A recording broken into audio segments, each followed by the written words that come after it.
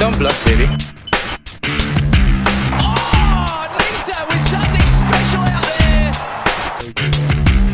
Hello and welcome back to the SuperCoach Experience podcast. I'm your host, Brandon Savage, the coach of the Savage Strikers. We're here today for the first BBL episode of the year, and I'm joined here by my trusty co-host, Mikey, the coach of Trip Cricket Mafia. How are you, Mikey? Good, Savs. Good to be back on a BBL podcast. It's been a while, and I'm glad you remembered I'm Trip Cricket Mafia for the Big Bash season. So, primed in, and as always, excited for another Big Bash season. I'm very excited as well. I think when it first got announced and when the off-season happened and there was a bit of hype about it, I wasn't that excited, but the minute it opened and the draw came out, I was just so excited. I think it's going to be a very good year for BBL, and I think everybody should get excited, get their teams ready, because I think the first few rounds are going to be crucial. We have a triple game round, first one ever to kick off round one. Yeah, honestly, I think it could be all done with after round one. If you do not start well in round one and you go average or you go crap, there are going to be some people absolutely killing that round and getting off to a fast start if you're chasing overall glory. On a head-to-head basis, it won't matter. But to be honest, I don't like how stacked that round one is. Don't get me wrong, I'll take full advantage of it, but there are so many cheap and valued options this year where it would be nicer if there was a few less doubles. You could have stacked your team better overall, and then look, because there's going to be some like gun plays, which I'm sure we'll talk about, that fallen guns, I should say, that there's heaps I want to start with. But if you want to go with the tactic to go well for round one and set up for the round two and round three, you're going to have to miss some of these guys. And like people like Daniel Sams that I've never not started with, like I'm not going to be starting with him just because you can't fit them all in. Same with people like Rashid Khan. Like, I worry about some of those guys in the round two and stuff like that, just because that round one, you've got to have, in that starting 11, you've got to almost have two from every side, and you maybe want 3 or 4 heats. It's crazy. It's honestly nuts. And earlier this year, I did a podcast with Glenn a few weeks ago, and his son ranked in the top 10 2 years in a row for BBL, and he gave this advice. I'm giving hot information right now. The advice was to always plan for the next round. Don't plan for the round ahead, because if you're more prepared for the next round and you're able to say the next round, the Stars have the bye, get in a lot of Stars players, and then on your bench you can have the risky players. I don't know if that makes sense, but I don't think you can do that this year. I think you've got to pretty much stack your team for round one and then let round two and round three come, because this is by far the biggest potential scoring round of the year. By far. Like looking at the draw, every other round, the most double game teams is 3, and this one is 4 with a triple game. So round one is so crucial, and I don't think you can set your team up for the season apart from round one. Yeah, there's definitely a strategy to it. So, like, my ranking's been pretty good the past 4 seasons, and my tactic is simple. Pump up for the doubles and always be one round ahead. And I think you can still do that. I think you need to try and carry a striker on your bench. And then at the same time, I wouldn't stack up on as many stars. Yes, they start with a double, then they have a bye and another double, but I reckon 1 to 2. Just because realistically, with the 1 star or 2 star that you have, example, before starting with Glenn Maxwell, which I think it'd be ludicrous if you don't, I wouldn't be selling Maxwell for round 2 as you have him for round 3. So having movements in there, you'll be able to try and get a good spread out of all the teams, but then you can also have 1 striker on your bench, so then you could bring in 2 or 3 for next round and have 4. Because realistically, when one team's on a double, I think you've got to have a minimum of 3, and 4 is good as well, because then with 2 plays you cover the popular, 1 you cover a pod, and the other one kind of is like, it depends, you might need 1 on value. But then strikers and heat go straight into a bye in round 3. So the first 3 rounds are critical, so really hold your Melbourne players. And I think it's not just, I think there's plenty of quality players out there to get points for the start. But I think you've got to realistically look at it from a team and get the best value out of team and look at it at a numbers point of view. Like, as someone that like I don't have massive cricket knowledge, but I have massive like analogy knowledge when it comes to this stuff and just looking at the numbers and colors. Like I'm looking at a graph right now, and I'll just stack to a numbers like variable and Yeah. stack on numbers. So that's exactly what I'll do with this first game, where realistically both those Melbourne teams start with a double in round one, then they have one in round three. So it's all about making sure I've got enough of a numbers split from each one. But there's so much. That's the confusing thing about Big Bash, Savs, and I know you're more over it than I am. Is the amount of players that are on tests. So like, I've got a draft team here, but I know there's like a few people in here. Like I've got DeCock in my side, but I'm pretty sure he'll be out with test duty. So I like to wait to see right up until round one, see what my lineups look, and then I reconfigure. But replacing her, so if DeCock doesn't play, I'll replace him with another Renegade. So that way I keep my team variance right. Yeah, it's funny you say that about you're not into like cricket as much. You're into the analysis. I feel like being into the analysis in this format helps a lot more because I think from the last few years you've only been analysis and you've consistently landed in the top like 1,000 every year. Yeah, don't get me wrong. Go finish. I'm looking at it from more a cricket perspective and not an analysis point of view, and I haven't done that well. Yeah, well, you've still done all right, but don't get me wrong. Like, I don't know nothing about Big Bash. You just got me into the cricket, and I know all the players. I know where they're from. I'll follow all the signings, but realistically, I only watch and follow the Big Bash, and all the other type of cricket I just hear on the radio. So when it gets come to Big Bash season, I'll look at the Marsh Cup averages. I'll do a little bit of a searching around, but realistically, I don't know much about the juniors coming up. The rest of it, I'll just take gambles on. It's a bit easier with cricket than like rugby league and the AFL because you can take a punt on where they're batting or where they're bowling, and realistically, with the batting, it's a gamble sometimes. The captaincy, it's hit or miss. It's no medium kind of averaging. It's just you either get a big win or you get a big loss. So, you definitely like to go your way. So today we're going to speak about the cheapies, the value options, and the keepers, and then we're going to do a little draft team reveal, just what our teams are at the moment. So I want to start off with, I feel like you can have pretty much anyone in your side this year based on the cheapies that are available. So let's kick it off with the guns that we have in our side and ones that you might be leaving out.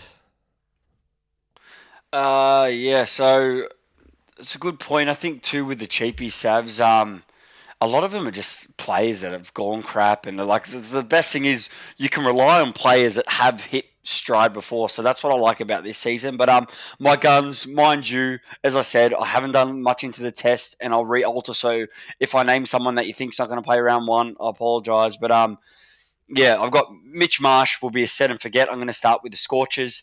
They've killed it the past few seasons. So if Mitch Marsh is available for round one, he will be in there for round one.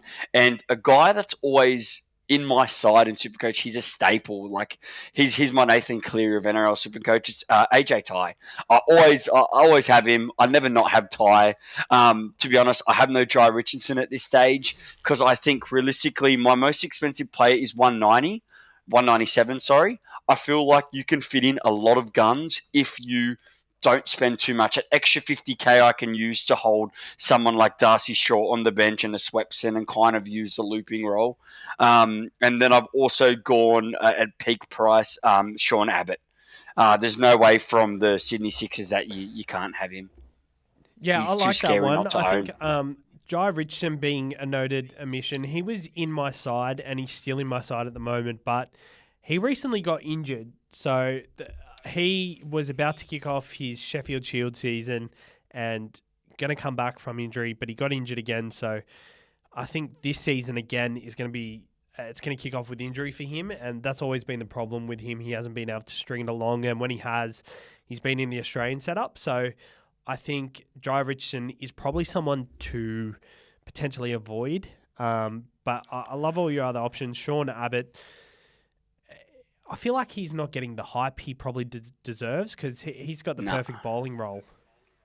And that's what's so good about all these doubles. You can't have them all. So there's going to be all these guns that aren't going to be owned as much as what they used to. You've got people like Tommy Curran's coming back. I had Tommy Curran in my side, but recently switched him to a Renegades bowler just because I heard there was a bit of an injury niggle with him, and I heard all these whistles like, I don't want to spend 180 on another Sixers bowler if he's not going to give 100%. The thing I like about the Sixers too is they don't have a bye. So it's also why, but at the same time, I think I've just got to, as I said, evenly distribute it around because I think there is so much value with Sixers players, and I had 4 Sixers, and I'm not going to be able to carry that many from a side with all the jumping around with doubles. So, yeah, and just going back to Richardson, I just think if I could only have one Scorchers bowler, I think I'd rather spend 70k less with Ty, who he just takes so many wickets, man, and he makes 80 plus so much, like just heaps. He's awesome. He gets 3 wickets so often, and his economy rate, he just always hits it. Yeah. And with someone like Ty, with Richardson in or out of the side, his role is the same. Whereas when there's a stacked bowling lineup for the Perth Scorchers, Jai Richardson, if he's having an off day, he might not bowl all his overs because they've got people like Lance Morris, they've got Behrendorff, they've got a stacked bowling lineup. So I think Richardson's a fair avoid to start the season. You did say you had De Kock. He is actually retired from tests, but there you go. I think his availability, I don't know if he is available from round 1, but yeah, I guess that is a wait and see. I have Mitch Marsh as well. One notable omission from my side, Matt Short, and I think you've done the same thing. Yeah, bro, I don't have him at this stage. Well, give me a sec. These dogs are going nuts. That's all good. Yeah, so Matt Short is out of my side at the moment. Reason being is because we have all these double game players, even this triple game player in the heat for round 1. Adelaide Strikers do have a double game round in round 2, but the fact that in round 2 we can cross that bridge when it comes. Matt Short, I think with all these other players who are on the double and on the triple, you don't need Matt Short. And I think if he gets a low score in round 1, then it's just a waste of 250k. I agree with everything you're saying. I understand why people are, but because he's such a gun. Yeah. And the last 2 seasons, he's been a guy that if you don't own, you've struggled. And last year, I'd done this anti-pod play and not having him sunk me. So I'll definitely own him for round 2. And then I could see myself offloading him for round 3 and then bringing him back for around the round 5. Like, I'm just going to see how he performs. But I think with all the other quality options and the amount of doubles, I don't want to be spending 240k on a guy. I'm going to have 10 of those players will be playing doubles. I'll have one that probably plays later in the round. So then that way, the best thing to do is use your emergencies on your bench. But realistically, I want to have them all as double players too. So then I can target the first game playing.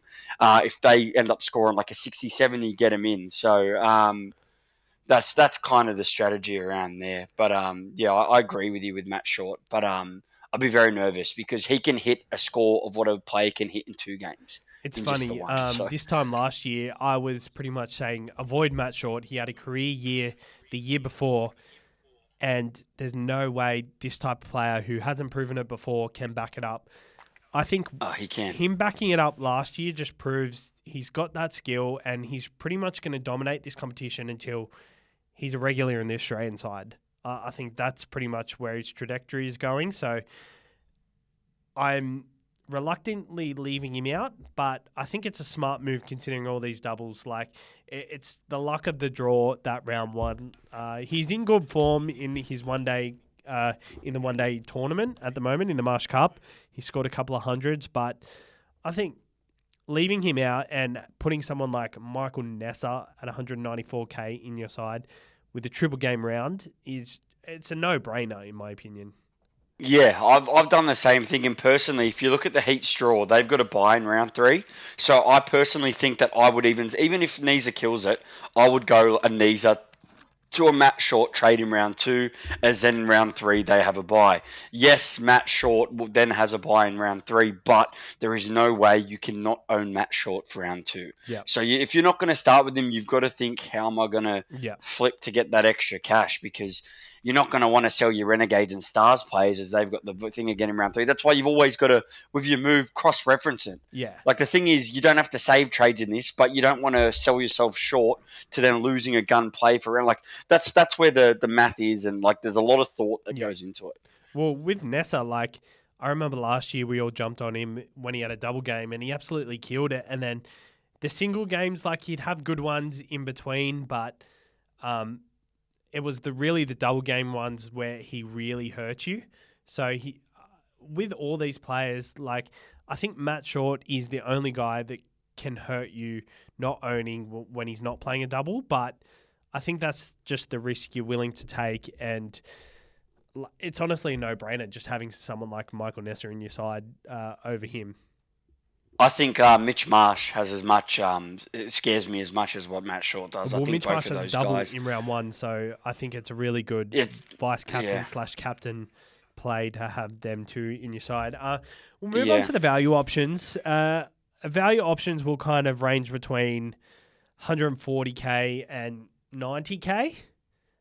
Yeah. Before we do, Sabs, just quickly, I think it might be important to note that it's the first time we've seen a triple round, and I'm very worried with the Brisbane Heat. Like, we don't know if by selecting these Brisbane Heat players, because there's a lot of value in them, will they play 3? Will they rest? How's the strategy? Because yes, they're playing a triple, but they've got the same amount of games as everyone else. So I think they might want to start fast and try and jag up the 3 wins. But like, we don't know. Like, surely there are going to be some players that get rest, and then that's the hard part to navigate. But I guess 2 games is still better than 1. But it's funny you mention that, because I've only got 2 Heat players in my side, and a lot of other, I wouldn't say experts, but a lot of other people who like do little podcasts and content and stuff are saying you need at least 3 or 4. The quality I got 4.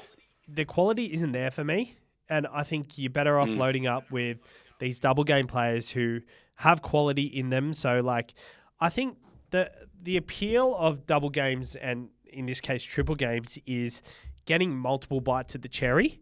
It's not necessarily compounding a big score with a big score, because rarely that happens. And when that does, like, it's usually someone who's highly captained anyway. I think the fact that you don't want to get 320 scores and get 60. Like, I've got Schwepson in my side, who's 70k. I think with him, like, he bowls 3 or 4 overs, he can probably get at least 60, and it's kind of a risk-free play, but he's not a play compared to someone like a Zampa, who in 2 games can get easily over 100. So what I'm kind of saying is quality over quantity. Yeah, which is fair. But I think as well, with the amount of options we have, you could buy, like, example, Josh Brown at 88k, good value. If you went 100% on him, you could chuck him on your bench, give him the E. If he performed, Brisbane Heat play the first game, so you've got to look at that. The fact they play the first game, I've got a Brisbane Heat on both my batting and bowling bench. So if both of them kill it, I can bring in, like, someone that I think might play later as a kind of AE and start off on a bang. With the value, that could shorthand you, but that strategy does work if you want to hit high scores. I love that tactic. Yeah. And I think that's... Yeah, I think you've got to. With the amount of doubles on, I think you're going to have to set it up like that in case it happens. I think with someone like... when Glenn was telling me that tactic plan for the next round, I think that's the main strategy you got to be using, is having 2 bites at the cherry by using someone on your bench. I know Jake does that heavily in Jank Rakes. Well, like, yeah, it's a play that has to be utilised. As I said, I think the year before it was a bit better, but he did rank ahead of me. The year before that, we both were in the top 100. I was both in the top 50 actually. Yeah, that you've got to. You don't have to use it, and you don't have to bring an AE in, but you've got to set it up in case it happens. So the Brisbane Heat and the Stars play first. So realistically, you're going to want to have a Brisbane Heat and the Stars guy, just cheap ones. in case, like they're getting a couple bites at the cherry. Yep. So I think you want that in case, and that will also set you up for money making too if they kill it. For sure. Okay, so going into our value options, who's at the top of your list? Let's just quickly, quick ones. We don't have to go over them too much, but ones that aren't playing the double, but I'm still going to have. Ben McDermott at 88k. Yep. There's no way. I know they don't play a double, but they don't have a buy either. At 88k, he's someone that I need to have floating around because he could hit. He could go nuts in one game and then just bump up in price. Darcy Short. They go straight into the double at the next round. So as I said, I wanted to start with one strikers player, one cheap strikers player, perfect because then I can have better quality players. I think them two. Also, kind of like my pod value pick. Or wait, actually, before we go into doubles, another one that's not playing the double that I do have at this stage is Tanvir Sanger from my Sydney Thunder Yep. at 83k. Another cheap value one. These guys are like they're all taking my cheapie spots and enable me to have guns. I might probably lose one to another double player, but yeah, other than that, I'm stacked with doubles. Yeah, I love that. There's so many options, and I've done exactly the same thing. Maxwell and Stoinis are in my side. They do have the round 2 bye, but we saw what Maxwell did in that World Cup game. I'm very excited for him coming in back to the BBL. Stoinis, the same thing. Bit weird, like he got shifted to number 4 last year, number 5, number 6 sometimes. So interesting to see how his season plays out, but we know what he's capable of. McDermott, same thing. Josh Felipe at 102,000. I think that's must have. You got to start with him with his capabilities. 100k for your main wicket keeper, beautiful. The fact that he's a wicket keeper, you can chuck in the batsman area, opens the batting, double game week to start off. If you have De Kock or McDermott, then it becomes you're able to sweep. Always like having a chance to be able to switch my wicket keepers and batters. So I always like to have 3 wicket keepers in my side. I've got all 3 of them. Felipe's in my batting and McDermott and De Kock are in my wicket keepers. For me, it's if De Kock, do you reckon he'll open? Yes, for Where sure. do you reckon he'll play? For sure. Yeah, see, for me, I want him to open at 180k first big bash because we see so many times where these high-profile batters come in and they just stink it up. Yeah. So I do think he is priced pretty high, but I think with the kind of play he is, and I remember watching test matches with him in it, with you and Nick, and bro, that's where I remember him all the way from back then. So I've got to start with him. He's like, no joke, he's my favourite international player by far. Yeah, so it's like you gotta start with him because you like him. Yeah. I've got a bit of a pod value pick. You said 140k is right on the brink of it, but I did have Peter Siddle's also another good one, going to the Renegades if he gets a bowling lineup. But at this stage, I've gone Kane Richardson. Yep. He's another one that 140k is probably one of the cheapest starts he's had with him. He's a kind of player that gets to 180, 190. Yep. And I honestly think the Renegades have the best side on paper for this season. Yep. Apart from like the Scorchers, just no matter what. They perform no matter who they have in their side. But that Renegades side, like I hope they do really well. That's a good looking side, man. They've got a bit of hit everywhere, and no matter who they have in that side, Richardson's still gonna have he'll still bowl the 4 overs. He's still gonna be in that lineup. He's one of their experienced players. So I kinda like him for his price. I have him penciled in at this stage, but definitely could change. There's too many options. One instead of potentially Kane Richardson, Spencer Johnson came onto the scene last year for the Brisbane Heat, absolutely killed it. Triple game week to start the first round, 125k. I think as Heat's strike bowler, it's hard to ignore him. It just depends how they line up, Savs, and if you're worried about restings, because he seems like a guy that could get rested. Like, look at when Bartlett come on the scene, massive 2 games, then he gets rested. Like, the way they rotate their bowlers into lineups is what stresses me out. Well, they've got so many of them, don't they? Yeah, because Bartlett's there around 133k. Like, I'd like to see who I think's going to stay and bowl the 4 overs over those 3 games and pick him, but it'd be a bit of a gamble. Where if I pick someone like Richardson, he's going to play the 2 games. Yep. But I like to call on Spencer Johnson. I think he'll be a pretty low to mid option. Yeah. I can't argue with there. What about here's a cheapie for you. Daniel Hughes. Like, I know that he was in and out of the side last year, but this year, I was looking at the Marsh Cup runs. He was in the top 5 for Yep. most Marsh Cup runs. So coming in with a bit of form, if for some reason he can get into that top 4 batting lineup at 62k, I think it's a no-brainer, right? He should It's just if open he the makes a batting, way in. but I think it's definitely a coin toss between him and Jack Edwards. Jack Edwards has been, he's been bowling a lot, and he's been bowling much better this season in the Marsh Cup. So I'm very keen on Jack Edwards just because I think he might get that spot, or he could bat lower in the order and get runs. If he does bat lower in the order, I'd still be kind of keen on him because I think he does get a bowling role. But it all depends on Well, what yeah. the lineup in their side is. But Their price is fine, so I think whoever really gets that spot, then you can just interchange him because Yeah. I like having that Sixers cheapie to start with. You can put an emergency on them Yep. because they play the second game, Yeah, that's it. so you can utilize that. I think Hughes will open. I'm pretty sure he's captain, isn't he? He didn't play last year. No, last year wasn't the captain. Was it Moses? Nah, he wasn't the captain either. What's Felipe? Henriques? Yeah, Moses. Yeah, sorry, I thought you meant, Moses and, Yeah, you're Mitchell right, Moses. Moses and Yeah.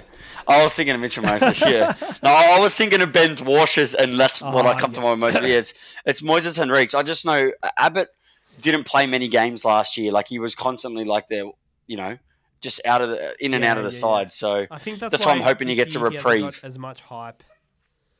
Yeah, so obviously if he starts in around that starting lineup, you take a gamble that he comes out of the gate, performs well, and makes some cash. Yep. Another bottom dollar cheapie, Jake Fraser McGurk, scored the quickest Marsh Cup 50 the other day, 100 the other week actually. I don't know if he gets in with DeCock, Marsh, Finch, Manson around. Manson is injured, but if DeCock doesn't play that first game and McGurk is named, 62k, I don't mind it. I just think he might take his opportunity with both hands. I think he's kind of matured as a cricketer in the last year, and yeah, he might want to nail down that position. Yeah, I agree with you. Personally, not one that I'd be starting with, but yeah, it could be good. Just while I was hearing you talk that, man, just looking at, there's so many guys around the 120k barrier that are just so underpriced. Like, you got Alex Hales. Like, it just sucks because they don't have the doubles like at 125, who I always have, but I just can't fit him in at this stage. Like, you look at your bowlers and you've got Majib, you got Zampa, you got Rashid Card. Like, 2 of those 3 are on doubles. Aaron Finch with the batting. Like, there is so much value where, like, you might decide, okay, instead of DeCock, if Finch starts, I'm gonna, or if he opens, sorry, you're gonna put Finch in instead, save that 65k, flip another one of your cheapies to another 120k guy. But realistically, from the start, if you plan well, you're going to be able to jump to some of these players like Rashid Khan with ease. So it's all about just navigating through that first part. So I guess when planning, you just got to make sure you know who you can jump off to. And guys like Joe Clark's now at the Renegades, 139. Like Hayden Kerr, 141 with Tom Curran. Where does he kind of sit in that lineup? Yeah. So, man, there is so many options. There's a lot, and leading up to the BBL season, we'll go through each team leading up to it, but we'll do a quick team reveal. I think most of us are on our first draft, but I'll start off. I've got Quinton de Kock, Ben McDermott in my keeper area, batsman Nessa, Maxwell, Stoinis, Felipe, Darcy Short, Fraser McGurk, and Edwards on my bench. In my bowlers, Richardson, Marsh, Curran, Siddle, Swepson, Zampa, and Sanger at the moment. Yeah, nice side. I've got Philippe and I've got Whiteman, who actually was in the top 10 Marsh Cup runs too. Yeah, So he's I've been just got him killing in it. there as a cheapie. Yeah, so I've got him in there back at the Scorchers. Yep. So if you can get in the top 4 batting there, I'm all over him. Batsman, I've got Mitch Marsh, De Kock, Khawaja. I know pending tests. I've just got him in for now. There's heaps of 125. Brown, McDermott, Hughes, and Darcy Short. And in the bowlers, I've stacked up with Abbott, Ty, Maxwell, Richardson, Nizar, Sanger, and Swepson. And I've got about 50k left to play with. Awesome. So that's only my first draft. I haven't made any changes. That's what I come up with first thing, and I'm just going to leave it till we see the lineups come because there's so many options. You've got to wait to see these lineups, who's going to miss, who's going to miss out. So I think a lot will change from that. Yeah, that that's it. team, We're still obviously. 4 weeks away, so I think very rough draft sides, and there's still a lot to pan out before we actually get to round one. But I think leading up to round one, we'll have more of an idea, and going through each team, we'll be able to kind of assess what each bowling and batting lineup looks like. But this is, I guess, just our first thoughts, and I think that's about it, Mikey. Yeah, well, obviously Jake was a late scratching, so it'll be good to hear his thoughts next time. And I think as we get closer and closer, then as you said, we can kind of do a bit of a team analysis because there are so many options in each side. I think maybe for round one we should just focus on the double plays.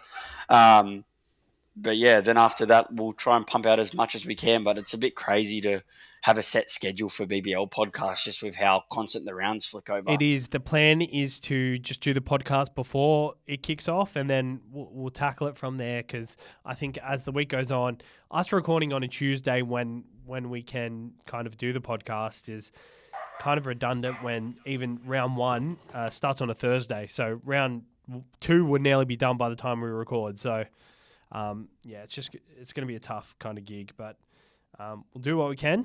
And thanks for jumping on for the first BBL podcast. We're not far away from NRL either. Yeah, glad I could make it, and NRL not too far away, so keen to get back onto that train too. So the break's been nice, but I do enjoy my break from NRL SuperCoach to the BBL one just to get your brain reset and get fired up for this one. It feels like a holiday SuperCoach, doesn't it? Yeah, because I love SuperCoach to death, man, but it's a second job. It's a second job for sure.